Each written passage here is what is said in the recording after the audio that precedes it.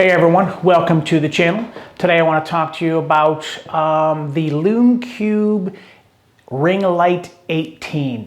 So I decided to buy that. I found out that I was going to be doing some headshots and it was going to be a very tight space. So I wasn't sure if a softbox umbrella like that was going to give me too big of a footprint in this small room that I had to do. So I decided to get the Lume Cube Ring Light 18 and I'm going to tell you all about it. So stay tuned.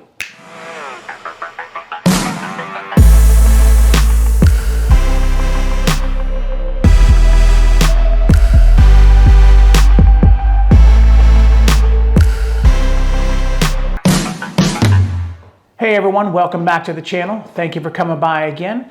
Today we're going to talk about the Lume Cube 18 Ring Light, the 18-inch ring light. So with that being said, click that subscribe button, hit that bell for notifications, and we're going to get right into it. So here we are today. I just got this in this morning. So this is the Ring Light 18. Let's show you the front of the box.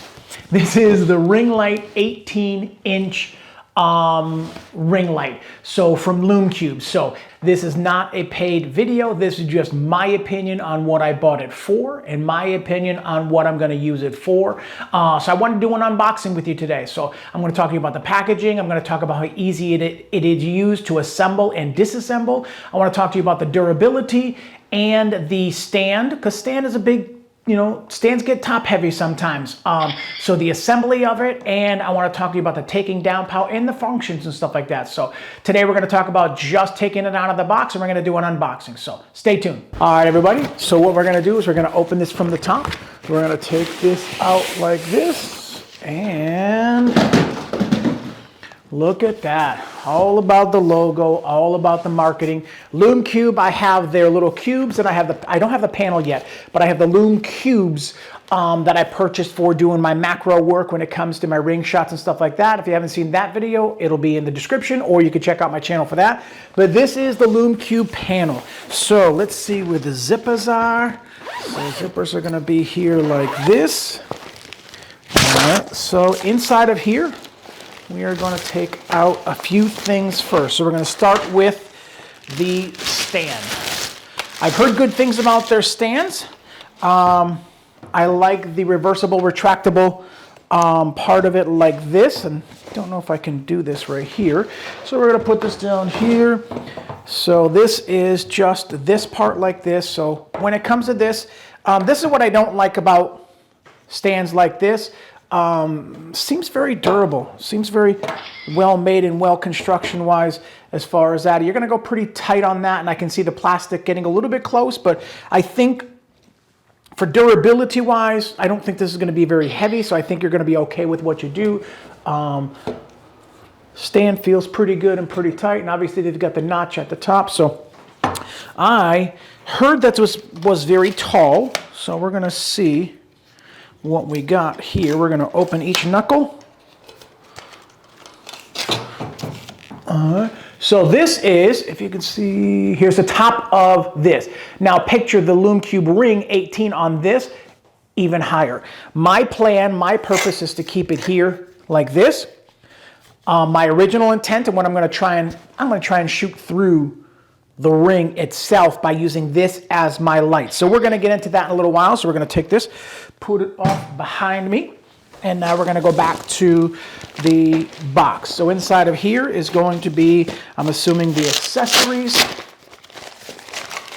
So power bank, instructions, very, very important. Inside of the box we have two batteries. Two batteries, we'll get into that later. 3 boxes. So you get the Ring Light 18, the AC power adapter. You get the 2 batteries, the battery charger, the gooseneck, which is what I wanted it for, the ball head neck, which is always, you cannot have enough of those around. The smartphone mount, again, some are good, some are bad. We're going to see how this one is. The light stand, I found that was very good. And the travel bag. I feel like if I can carry my one backpack with my 70 to 200 or my 24 to 70, depending on where I'm going to be using, with that inside of this, Very, very easy to assemble. I think we're going to be in very good shape when it comes to keeping the footprint very small. The thing that's going to make a difference is the brightness. You cannot have it so bright that all of a sudden, you know, somebody's taking pictures like this and it's too bright in their face just so you can get your proper exposure. That's not what you want to do when it comes to that. So we're going to have to find the balance when it comes to all of this, when it comes to all of that. So we're going to have to find a balance in all that. So charger, cord, gooseneck, ball neck.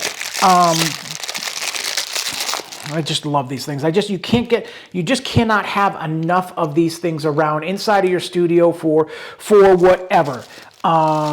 Cell phone, good retractable like that. I love the gooseneck. This is what I'm looking forward to. I got to get the light out first. So let's put this off to the side. Let's put this and this and this and this off to the side. We're going to see how long that cord is too, because the cord length is going to make a difference. Sometimes I bought it for a battery, but sometimes if I don't want to use the batteries and I just want to plug it in, I can do that.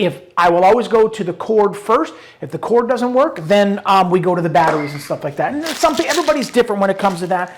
I feel like sometimes you're charging it, you use it for half an hour, and then all of a sudden you go to your next spot and you didn't recharge the batteries, or you didn't check your battery length, and all of a sudden you start using it for 2 hours. Now you got no room. So always have that backup of the power cord. So this is, look at this. I'm going to put this right here. Very, very padded inside. Very, very good when it comes to that. All right, we're going to put this off to the side over here, and now we're going to talk about that. It can double as a basketball hoop. Just kidding. All right, so here's what we're going to do. I'm going to bring this back over here so I can see, and so you guys can see this also. Does that go over the top? Let's take this off of here. Put this onto here. So you're going to have to back that screw out, put that screw back in. Whoop. It does come pre-loose, so be aware of that. Let's be honest.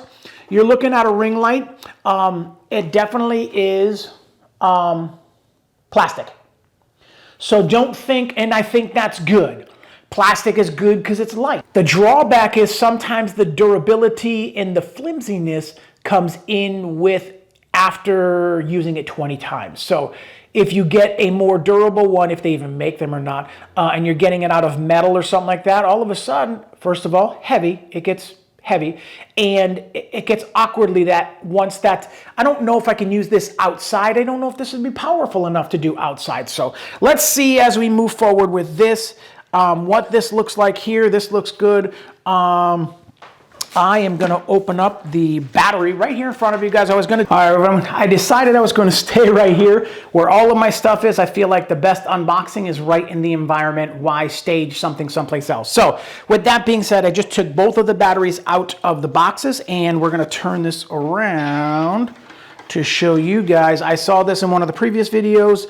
This goes in this way here and that way. Watch the two holes right here. And this is going to go in and go in and towards me. So this battery goes that way. This battery goes this way towards me. And you can actually put your fingers in. Make sure they're seated properly. That one was not seated properly. It still went forward, but it only went into one of the holes on the other side. So be aware of that. So now that we've got that, we're going to spin this back around like that. I love this ball neck. Tighten that up so you can spin it. I got it. Okay, so we're not going to worry about that right now. So I've got the instructions right here in front of me that shows the, now I'm not sure what this, I apologize in advance if my face is in focus or if this is in focus, because I can see that it's actually going back and forth between the two things because of that. So with that being said, so what we want to do is I want to show you the back panel here. So with the back panel here, is for when the batteries are on. So this is the side here. Towards this way here is for when it's plugged into the wall. And outlet is for right there. And then this right here is the other way. So what we're going to do is we are going to power that on that way there. All right. So maybe it should have come on either way and it didn't. So that's the part we have to figure out why. And it could be because the lights are not charged or the batteries are not charged yet. So we are going to direct current. So, and again, you know, you're not going to get 35 feet on this thing either because that's a safety hazard. So we're going to take the batteries out. We're going to plug this into the direct. There we go. So, remember I was telling you about how bright things are? Could you imagine trying to do some headshots and somebody standing here like this? So, that definitely has, and that's at 100%. And that's what I was anticipating, and that's what I need. But we can control the distance of the brightness by moving it forwards or back, depending on the location of your subject. The subject has to stay in the same spot. So if they leave and go do their hair and come back, go check their makeup and come back, put a piece of tape on the floor to make sure they get their mark in the same spot. Because if all of a sudden you don't catch it, and in post, the last 5 pictures were too dark because they moved into a different spot, so pay attention to that. So as we go through here like this, we are going to cycle through. That is the power part of the brightness, and that goes all the way down. Keep turning that dial, keep turning that dial, and that's all the way down to 0. So right and left, we're going to go all the way up so we can see it for the safety, for the functionality part of it. So hit the button down. That goes to the Kelvin. So you're going to go from 5600 all the way down to 3200, and it's going to be limited. You're not going to get, and you can adjust this in post afterwards, but set whatever you're shooting at in your camera. So for me, my headshots are 1/60th of a second or 1/200th of a second, 5.6-ish, could go up to f8 also, and my ISO is 100. That's my basic for my studio, basic blank exposure, black exposure for my studio. Then I adjust from there, turning my strobe on, turning my flash on, and popping my flash and adjusting my flash in the first 2 shots, moving it to the right or to the left. I do have LEDs, that's another video. So with that being said, that's the basic. Now, when it comes to this, I have to figure out if this is too bright or if this is too dark. I have to adjust my ISO or my aperture accordingly. I will try and keep my aperture for headshots f4. I'd like to stay at f4, but sometimes you have to go, so you're going to have to go in your ISO a little bit. You might be at ISO 400 in order to get enough ambient light to come in to mix with the light here. So you don't want it too close because it's going to make them too blind. So with that being said, so inside of there, it does dim out in case you didn't notice that. So I'm in my Kelvin. I'm going to keep it at 5600 because I shoot my camera is going to be usually set to 54 to 56. And then we're going to hit that again. And it says battery full because you're plugged into the wall. I bet you the batteries were not fully charged and it did not recognize batteries being in there. So note to self, when you get it out of the box, put it on the charger right away. That's why I already have one of these at home for a battery charger, just like this. And what I like about these battery chargers is they're pretty cool when it comes to this. And these are good batteries to have just around the place. So 2 holes, in just like that, pop it forward, plug it into an outlet, put the other one that I have like this right next to it, so they're both fully charged. It will tell you at the top over there, and when that's done, now you've got 2 fully charged batteries for your next thing. So these might not be recharged, that's why it didn't work on the thing. That's why I like unboxings that are true. I can cut and splice and avoided all of that, but I didn't want to do that. I wanted to be true. Okay, so with that being said, we're going to keep the batteries right there. So this is the brightness. So from here, I can't see the dials on the back. So when you're doing selfies or you're working on your own personal headshots, you have to go back to the white color, which is the P for power. Kelvin is the 5600, so it's pretty self-explanatory, and battery is full. Okay, back to the W at the top, which shows you the brightness. So I already had my settings back from before, but as you can see, now we start dialing this down, and I'm going to shut this completely off. And according to my Sony a6600 over there, that is my proper exposure for what I am doing over here. So even if I was right about here, and I don't know if I'm going to lose focus because of the eye autofocus on that camera, but now once we start turning this up, okay, well, look at the brightness that comes along with that. So now watch this. So we're going to do a little bit of a test. We're going to turn this all the way down, and now I'm going to walk over to the back of my camera in live view as when I'm doing this, and I'm going to go, I'm going to really underexpose. So I'm at On my Sony a6600, 1/1250th of a second, 1.4 ISO 50. And as you can see, you can barely see me. Now watch this as I start to dial this up.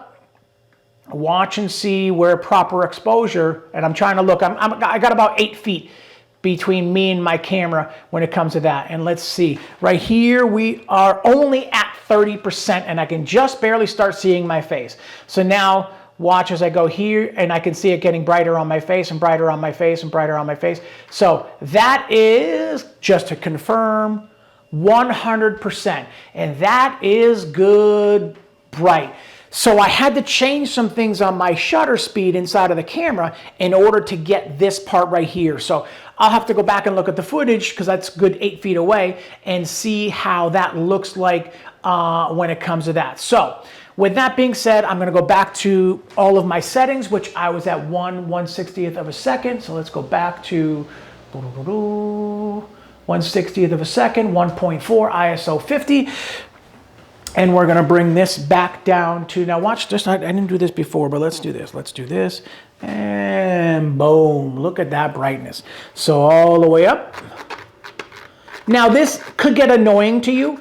It is not one click per one click. So you do feel like you have to go around a couple of times just to get to your 100%, but don't go whipping it either. You know, it's a product, so you want to be careful of what you do. But that is completely at 0. So watch when I go like this, and you can see my fingers turning the dial, 100. So you probably have to go around 3, 4, 5 times just to get it to get like that. Now there's a little bit of a delay, so if you kind of turn it really fast, you're not going to get it. So just don't, you know, it's not a game. Just turn around, just take your time. But now you can see how bright this is and stuff like that. And this is what I wanted to show you, and this is what I needed to know. So I'm going to turn this all the way back down. So I'm going to go back down to 50%, okay? And what I'm going to do now is I'm going to bring this off to my side.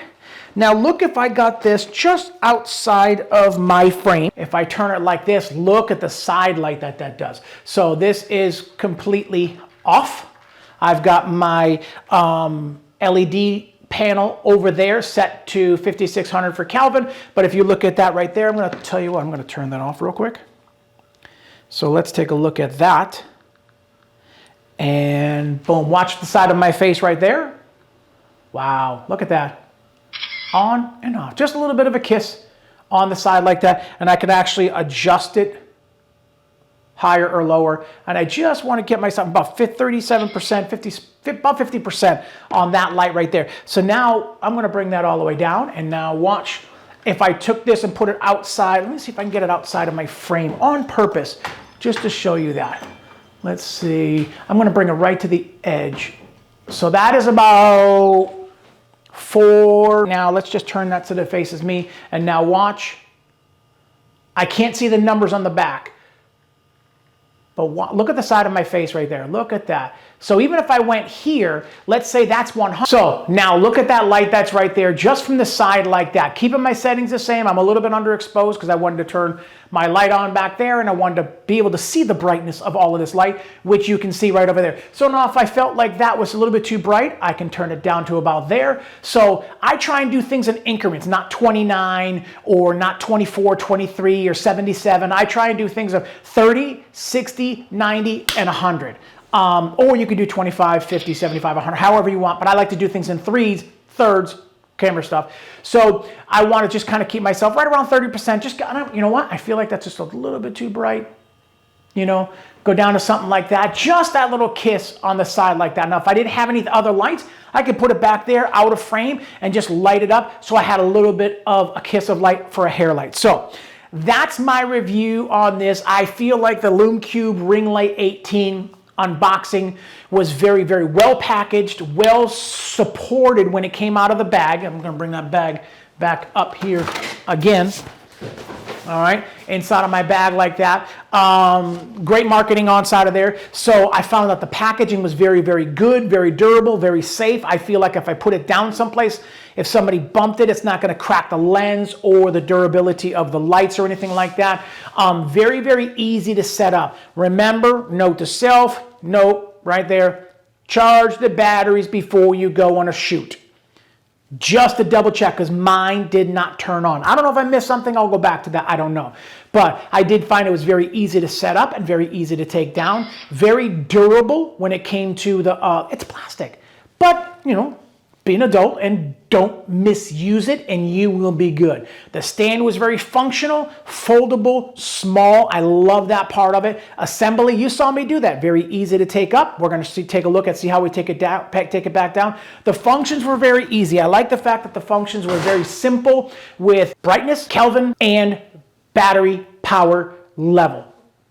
What more? Simplicity. I'm finding this in marketing right now, same thing. Gotta be simple. So I'm gonna bring this back into frame. We're gonna move this back out of the way over here. So we're gonna bring this back into frame. And a little bit on the side, I was 30%. So I went 60. I felt like it was a little bit too bright, kind of overexposing my light. So I'm glad that I decided to underexpose it just a little bit, just to kind of give myself a little bit of a kiss of light on the side. So taking it apart, first thing you want to do is shut it off. All right, from there, unplug that. What I'm going to do is I'm going to unplug it from the wall. So if you were doing the batteries, I personally would take the batteries out. Not for leakage, but for the bouncing around and the banging around. You don't want that bouncing around inside of the here. If you damage that prong by a miscommunication or somebody accidentally, you know, falls on it, or an infant, you know, a toddler, when I do toddlers and stuff like that, accidentally falls on it, it's kind of like that. You don't want to bang any of those prongs. So what I'm going to do is I'm going to wrap this back up into here. And we're going to take the battery, move that back over to here. So I'm going to put the battery charger and cord down the bottom. I'm going to take battery number 1, put it down the side. Battery number 2, put it down the side. Battery charger up into the top. Directions, I would put them back in there. Just because it was my first time using it, so I don't want to forget anything last time. Styrofoam, throw that away. Inside of here, I'm going to take the ball head off. This is the gooseneck for the cell phone. Put that back on side of here, put that back on side of here. See what the cell phone part is? It's evenly with the light. So if you had a cell phone and you just turn this on right here in the middle, man, this is going to light you up really, really nice. And this is what's going to make a difference when it comes to that. So for purposes of taking it apart and putting it back together, we're going to put that back inside of there. Try and keep it as flat as possible. Ball neck back inside of there. Nice, good Velcro across the top. Probably could have put a Lume Cube across the top of that because I'm all about marketing, and but you've already got the product. So this unlocks, comes straight out of the top. Battery and button number is all set. So we're going to place this back down here like this. As far as the stand, we're going to go down one. Somebody had asked, and I didn't see the reply or the comment when it came to how long this is unfolded. And I think it's 6.5 feet if it's extended, but I'm going to say, so here is your exact number. Yes, you've got 18 inches of light in a circle. All right, and I think I've seen on their marketing, I love this part. Look at this part about the marketing. Ring light 18. Surround yourself with light. Man, that is good. Circle. Yes, pun intended.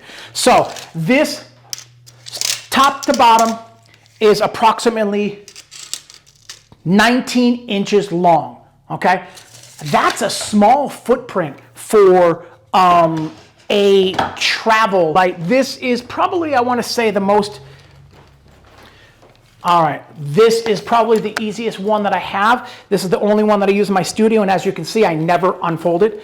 I always keep it like this. This is a standard. You're looking at 27, 28, almost 29 inches, 28 inches right here. That is a good small footprint. Even if this was, I'll put the link in below where I purchased it from. This is not a paid advertisement at all, but I'm going to show you where I bought it from, show you what I paid for it. Even if I got 2 of these and just really wanted to use it for when I'm doing hair and makeup and stuff like that, if the other person didn't bring any, look at the difference. Look at the difference.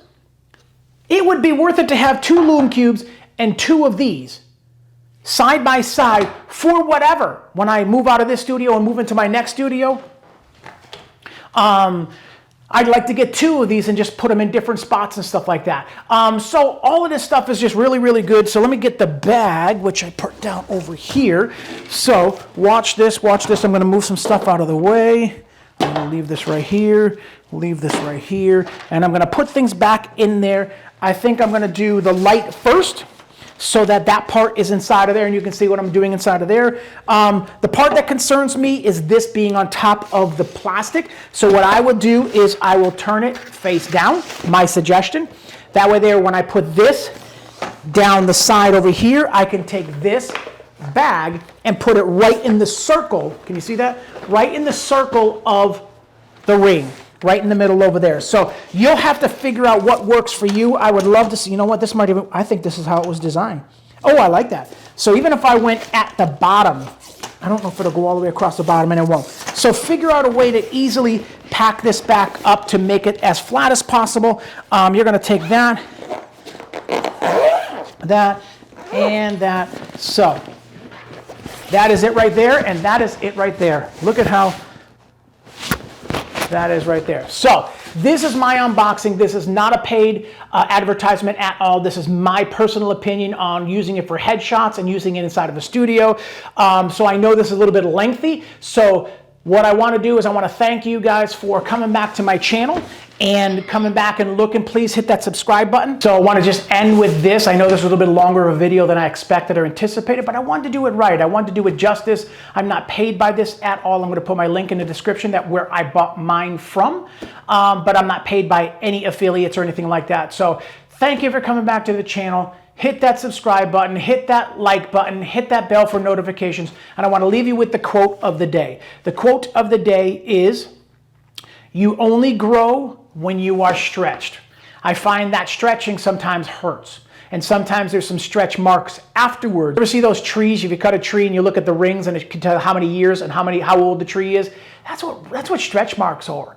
A spiritual stretch mark is one thing. A physical stretch mark on a woman's body is another thing, even on a man for muscles and stuff like that. But stretch marks are a good thing. It shows growth, and you can't grow unless you're stretched. Hit that subscribe button, hit that like button, hit that bell for notifications, and I'll see you in the next one. And remember, smile more, it hurts less. Peace.